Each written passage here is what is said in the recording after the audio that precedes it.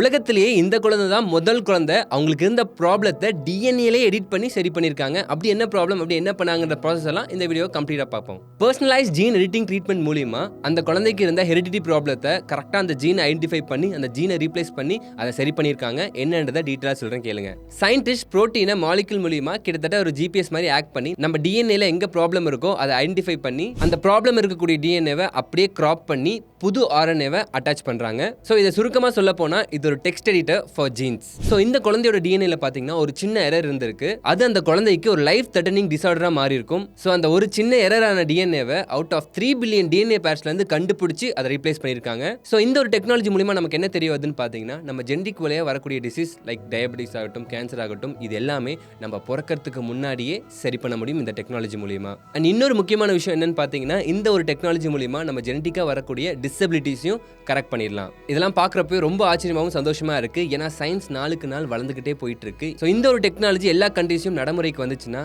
Human லைஃபோட எக்ஸ்பெக்டன்சிஸ் அதிகமாகும்.